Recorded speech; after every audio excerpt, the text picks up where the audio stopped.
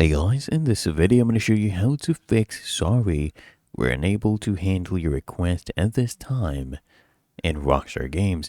The first thing I want you to do is just right click on your start icon and then click here on settings. Now once we have accessed our settings, on the left hand panel, come here, click on time and language. Okay, and let me explain what we're doing basically. So basically, I want you to come here, select language and region. Okay, and then scroll down here to the language section, and you'll see preferred languages. I want you to add a language. Okay, even country or region, you can set that as well. But basically, you just go ahead and change this. Okay, scroll down to least United States or a commonly supported region like UK or Canada.